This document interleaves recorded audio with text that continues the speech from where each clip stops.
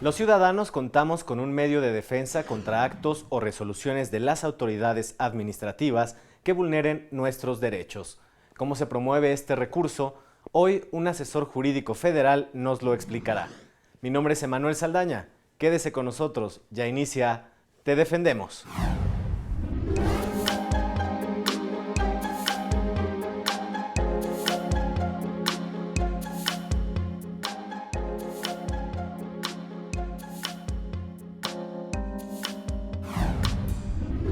Hoy nos acompaña en el estudio el licenciado Luis Alfredo Barajas Arguín, asesor jurídico federal.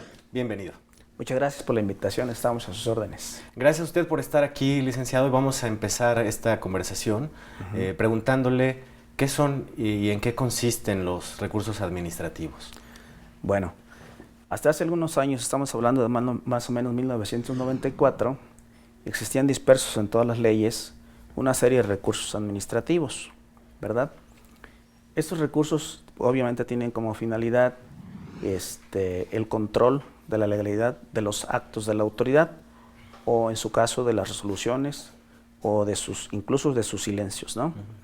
Devienen principalmente del artículo 16 constitucional y el artículo 14 constitucional, que tienen como finalidad garantizar los derechos humanos de acceso a la justicia y de que los actos de autoridad o la autoridad, la Administración Pública Federal, se sujete a un mínimo, ¿sí?, de garantías para que los gobernados o los administrados puedan a través de los recursos administrativos tener un medio de acceso sencillo, eficaz, eficiente, como lo dice a raíz de las reformas constitucionales en derechos humanos del 2011, el artículo 25 de la Convención Americana, o Pacto de San José, que se denomina también.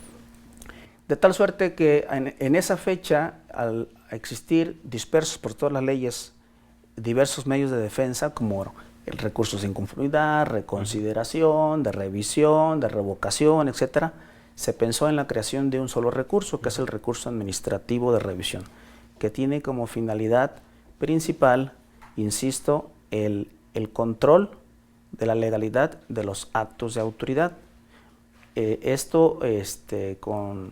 A su vez, con el fin de que la propia autoridad pueda, a través de, digamos, un ejercicio interno, ya se hace a través de los procedimientos administrativos iniciados a instancia de parte, o incluso procedimientos administrativos iniciados de manera oficiosa, cumplir con un mínimo de requisitos, pero que permitan un control interno de la Administración Pública Federal. Es decir, que pueda, de alguna manera, sus actos de autoridad ser, digamos, autocontrolables, ¿sí? Es decir, que puedan estar bajo un control mínimo de regularidad, es decir, bajo un control mínimo de garantías para que los administrados, ¿sí?, puedan tener legalidad, certeza jurídica, y la autoridad pueda de manera interna hacer un ejercicio de regularización, es decir, someter al control de legalidad sus resoluciones, que éstas no sean arbitrarias y que puedan reformarse incluso en beneficio de la propia administración pública, no nada más de los gobernados. En un lenguaje claro, así para la gente que nos está viendo aquí en el canal judicial, ¿qué es el recurso de revisión? Sí, el recurso de revisión no es otra cosa que un medio de defensa, sencillo, eficaz, sin necesidad de ser un recurso muy rebuscado, y que tiene como finalidad que la autoridad pueda anular sus actos, revocarlos, reformarlos, dejarlos sin efectos, ordenar que se emita uno nuevo, incluso ella misma emitir un nuevo acto de autoridad. Y el particular, o el gobernado o el administrado, tiene a su alcance un método sencillo de defensa. Sin embargo, lo que se necesita es que este método sencillo de defensa sea debidamente bien abordado, sea debidamente bien utilizado, que los abogados principalmente, que son los que en un momento dado escogen las estrategias de defensa, puedan darle un uso eficiente a esta herramienta de defensa administrativa. Y precisamente, ¿cuáles son los actos y las autoridades que se pueden reclamar por esta vía? Todos los actos de la autoridad centralizada y algunos de la autoridad paraestatal se pueden someter al control de la legalidad a través del recurso administrativo de revisión, excepto aquellos actos que tienen que ver con las materias fiscales, laborales, de responsabilidades administrativas o de justicia agraria, porque estos son procedimientos que tienen sus propios medios de defensa atendiendo a la naturaleza del tipo de procedimiento, donde no ha sido incorporado o no puede ser incorporado el recurso de revisión. ¿Solo los ciudadanos tienen acceso a este recurso y lo pueden promover ellos mismos o es necesario, bueno, desde luego siempre la asesoría jurídica pues es importante, ¿no? Pero ¿un ciudadano puede tener este recurso a la mano? Sí, todas las personas físicas o morales, todos los ciudadanos, personas físicas o morales, tienen acceso a este medio de defensa. Obviamente, si se trata de personas físicas y algunas morales, que estén dentro, digamos, del perfil de la ley de la Defensoría como destinatarios, pues pudieron acercarse a nosotros para que nosotros, a través de esta herramienta eficaz, podamos lograr que un acto de autoridad emitido por la administración pública, centralizada o descentralizada, de acuerdo al panorama, al tipo de procedimiento, al tipo de resolución, al tipo de acto o al tipo de omisión también por parte de la autoridad, nosotros podamos establecer la, digamos, conveniencia de hacer valer ese medio de defensa por encima de otros, ¿no? Como pudiera ser el juicio de amparo o pudiera ser el juicio contencioso administrativo también, ¿no? Es decir, aquí lo importante es valorar y evaluar para establecer la conveniencia de hacer valer ese medio de defensa administrativo, ¿no? Y bueno, pues ya nos ha dicho que este recurso tiene la finalidad de garantizar los derechos humanos de las personas. ¿En dónde está regulado? Está regulado principalmente en la Constitución y hay una ley secundaria que es la Ley Federal del Procedimiento Administrativo, donde se regula todo lo relativo al recurso de revisión, es decir, cómo se debe promover, ante quién se debe promover, contra qué procede, qué pruebas se hacen valer, cómo se pueden emitir las resoluciones, etcétera, ¿no? Realmente no es muy rebuscado encontrar, digamos, toda la vía por donde transita este recurso de revisión, ¿no? Aquí lo valioso es establecer en qué casos procede y en qué casos no procede, porque eso sí se convierte en relevante si uno no sabe escoger correctamente la vía, ¿no? Tenemos que hacer una breve pausa. Al volver seguimos hablando sobre este medio de defensa que tenemos los ciudadanos. Claro que sí. Vamos a una breve pausa, regresamos, no le cambie.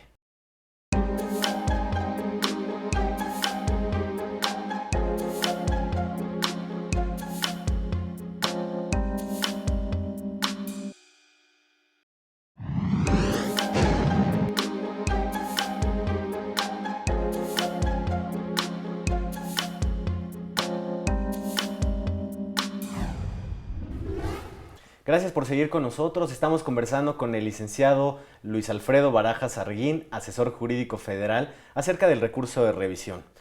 Y bueno, en 1994, ¿no?, se presentó una iniciativa para contar con este recurso de revisión como recurso único. ¿Nos puede explicar qué pasó en ese momento?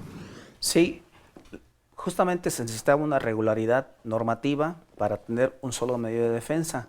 Como comentamos hace rato, había una serie de medios de defensa que prácticamente eran un auténtico laberinto para las personas poder acceder a dichos medios de defensa, porque cada autoridad administrativa dependiente de la administración pública centralizada o descentralizada tenía su propio medio de defensa. Entonces era un verdadero vericueto para que los particulares pudieran defenderse. Plazos por aquí, plazos por allá, términos por aquí, pruebas por aquí, pruebas por allá, etcétera, y una serie de denominaciones a los medios de defensa, interponerlos ante una u otra autoridad. Entonces, pretendieron a través de esta iniciativa unificar criterios y establecer un solo medio de defensa que permitiera que existiera un solo medio de defensa que unificara y que a su vez facilitara el acceso a la justicia para los administrados o los justiciables. Y fue así que se lanza esa iniciativa en el año 94.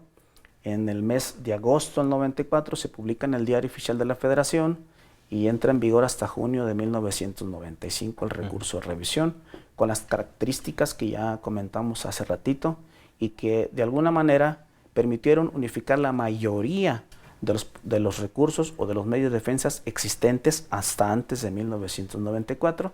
Sin embargo, aún existen todavía una buena cantidad de ellos, que, bueno, atendiendo a la naturaleza de los procedimientos, se ha considerado que esos medios de defensa tienen que subsistir, ¿no? Como por ejemplo el recurso de inconformidad, porque es en materia de seguridad social. Sin embargo, el recurso administrativo se ha vuelto o la ley, más bien dicho, federal del procedimiento administrativo, se ha vuelto en una ley supletoria de la mayoría de los procedimientos administrativos, ¿no?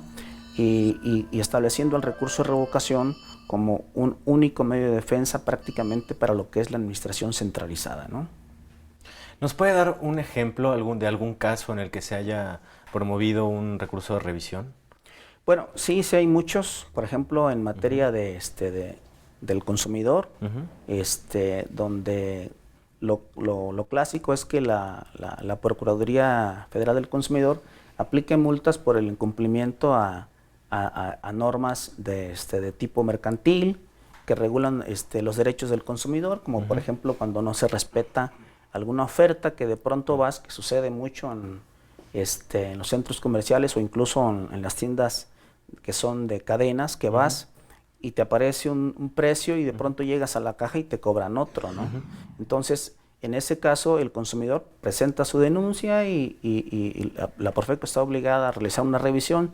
Si de la verificación se advierte que en efecto existe una diferencia, puede aplicar una multa. Esa persona, se hace que pertenezca a la tienda, a una cadena o se hace un particular, puede defenderse de esa aplicación de esa multa a través del recurso de revisión.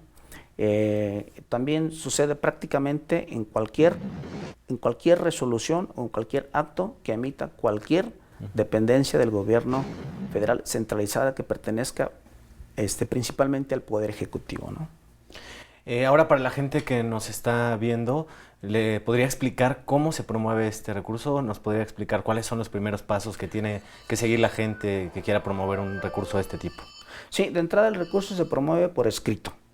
Hasta el día de hoy no se promueve por comparecencia, se presenta por escrito, tiene una serie de requisitos básicos mínimos, como por ejemplo señalar la autoridad a la que va dirigido, señalar el acto o resolución contra el cual se inconforma, acompañar a las pruebas, señalar qué pruebas va a ofrecer. En ese tema se admiten toda clase de pruebas, excepto la confesión de las autoridades, es decir, no se le puede someter a un interrogatorio a una autoridad, pero sí se le puede pedir un informe de los elementos o datos que obran en el expediente. Esta resolución tiene que impugnación tiene que caer una resolución. Para ello la autoridad tiene un término máximo de 3 meses. Durante esos 3 meses el particular tiene derecho a tener seguridad o certeza jurídica. Si en ese lapso no se emitió la resolución, el particular tiene derecho a solicitarle a la autoridad que la emita, ¿verdad? Y puede la autoridad, dentro de los 2 días que se le pida, que se pronuncie al respecto, y no lo hace, el particular tiene la posibilidad de decir que ese procedimiento, ya sea que inició la autoridad de oficio o ese procedimiento que él inició, es una resolución, nada más que se considera como una resolución ficta, a lo cual se le llama en el argot del derecho una negativa ficta. Contra esa negativa ficta, el particular puede hacerlo valer el recurso de revisión. Ahora, el propio recurso de revisión puede ser una negativa ficta, que podrá considerarse como confirmado el propio recurso.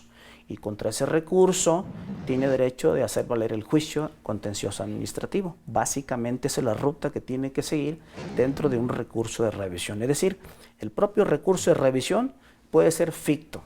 No necesariamente hay una resolución expresa por parte de la autoridad cuando un gobernado, un administrado acude a hacer valer su recurso de revisión. ¿Los asesores jurídicos federales pueden ayudar a la gente a promover este recurso? Sí, está dentro de las materias de nuestra competencia, que es la materia administrativa, porque estamos hablando de que resoluciones o actos de la autoridad que pertenecen a la administración centralizada, es decir, al Ejecutivo, al Poder Ejecutivo Federal, y por ende la materia administrativa, al ser nuestra competencia, la gente puede acudir con nosotros para que podamos analizar el caso y podamos establecer la viabilidad de hacerle valer el recurso de revisión. Tenemos que hacer una segunda pausa.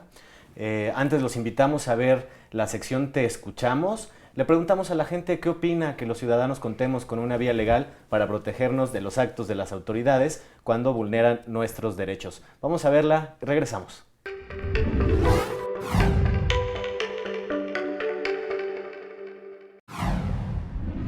Sí, de hecho sí.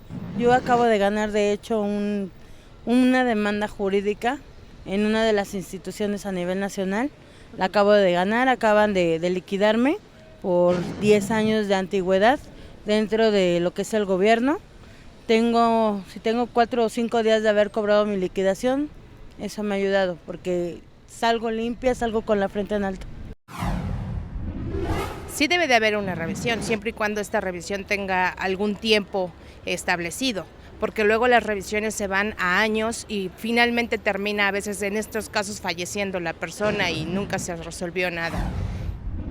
Pues está perfecto, ¿no? Se supone que si violan algún, no sé, bien titulado de tu persona, entonces tienes todo el derecho de una resarción o una de indemnización. Entonces, si el Estado no te resuelve como tú esperas, se supone que deberías tener alguna revisión, ¿no?, del caso o del proceso. Entonces siento que no hay nada como que tú estés al pendiente de tu tema, de lo que tú vayas a hacer, de tu demanda. Entonces que tú veas cómo va procediendo el caso y al final de cuentas que tú tengas pues la conciencia de que sí se hizo a lo mejor lo más justo. Pues yo creo que está muy bien y pues si hubiera más leyes a favor de los trabajadores estaría mucho mejor, porque luego son jornadas de 12, 14 horas y a veces no las pagan. A veces uno nada más trabaja sus 12, 13 horas y las horas extras ya no las cuentan. Me ha tocado interponer un recurso de apelación donde conoce la sala, donde los magistrados en algunas de las ocasiones sí se abocan al estudio de todos y cada uno de los agravios que está planteando la defensa. Sin embargo, el resultado, bueno, depende también de si te asiste o no el derecho. Claro que sí, es muy importante que se tengan estos recursos, el de apelación, el de revisión, el de queja, etcétera, a efecto de que un tribunal superior o de mayor jerarquía pueda realizar la revisión. Recordemos que el juzgador no es simplemente una máquina de emitir sentencias, sino también es humano que se puede equivocar en sus determinaciones, ¿no?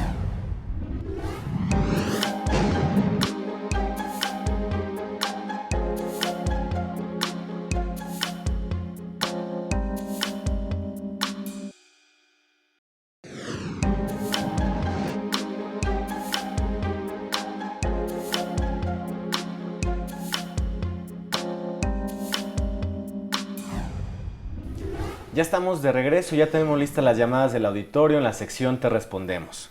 Vamos con la primera llamada, es de la señora Josefina Hernández. Ella es colombiana de nacimiento, vive en la delegación Coajimalpa.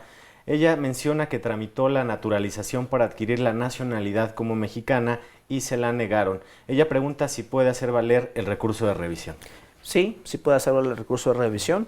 Se hace valer ante la Secretaría de Relaciones Exteriores. Tiene 15 días para hacerlo valer a partir de que le notificaron de esa determinación negativa.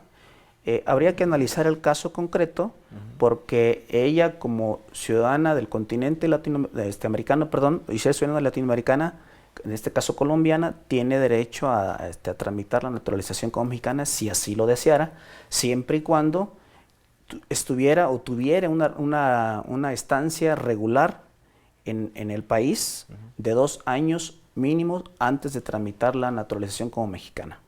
Muy bien, vamos con la siguiente llamada, es del señor Domitilo Gómez. Él es de la colonia Guerrero y nos dice que solicitó como beneficiario de su fallecido padre al fideicomiso dependiente de la Secretaría de Gobernación el apoyo social que les ha estado otorgando a los ex trabajadores migratorios, pero se lo negaron. Y él pregunta si se le puede ayudar para inconformarse. Sí, se puede inconformar en contra de esa determinación, pero antes yo le sugiero que habría que verificar por qué le negaron el apoyo social, que efectivamente de origen era para los ex trabajadores migratorios que estuvieron trabajando en los Estados Unidos bajo un convenio bajo un tratado internacional entre México y Estados Unidos de 1945 a 1964. Este apoyo se creó en el 2005 con una ley que creó un fideicomiso para darles un apoyo que al día de hoy es de 38,000 pesos nada más, y que va dirigido hacia esos ex trabajadores migratorios, pero sus beneficiarios tendrían derecho a ese apoyo siempre y cuando hubiese fallecido el quien directamente tenía el derecho a ese apoyo.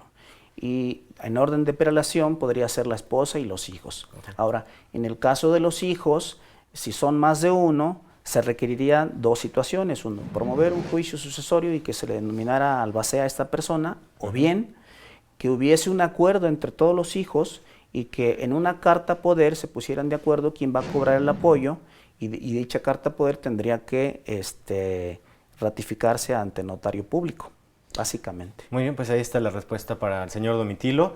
La siguiente llamada es de Agustín Santos Ramírez. Él nos dice que tiene un gimnasio en la colonia Doctores y contrató un instructor para dar clases de zumba.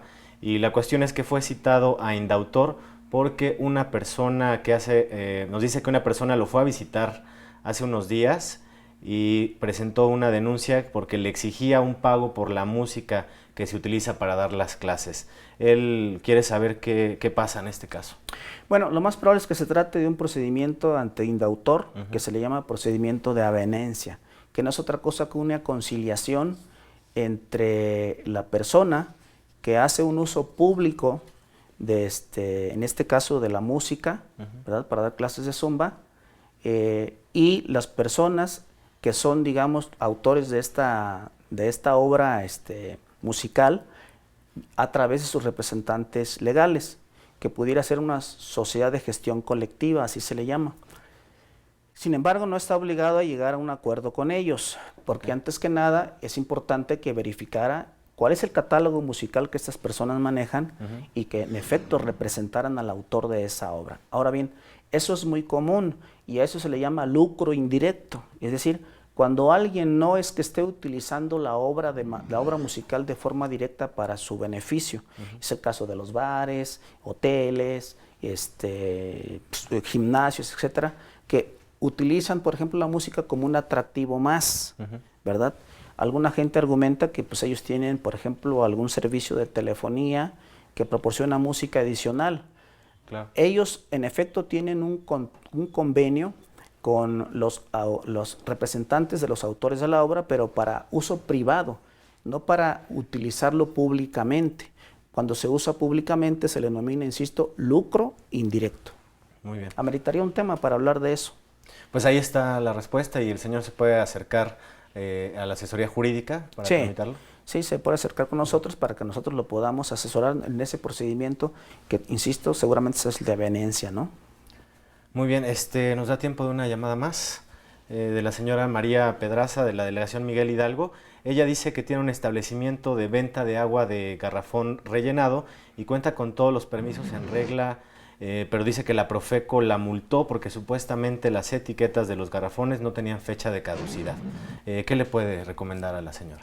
Sí, bueno, ante esta multa, como ya lo habíamos comentado, hace ratito de forma preliminar procede el recurso de revisión, para lo cual tiene 15 días para hacerlo valer. Tendría que acercarse con nosotros, analizar el caso, ver si se encuentra dentro del término que la ley se establece, ver qué pruebas tiene a su alcance para poderlas hacer valer y con base en lo anterior, plantear la argumentación jurídica que le pueda, digamos, proveer una resolución que resultara favorable a sus intereses jurídicos. Gracias por atender las inquietudes del auditorio. Al contrario, muchas gracias por habernos invitado y poderle decir a la gente de los servicios con que cuente y que estamos a su disposición. Ahí está la invitación para que la gente se comunique si tiene algún problema legal, pueda solicitar los servicios de asesoría jurídica. Agradecemos al equipo de producción que hace posible este programa. Gracias a usted por sintonizarnos. Lo esperamos la próxima semana. Quédese en la señal del Canal Judicial.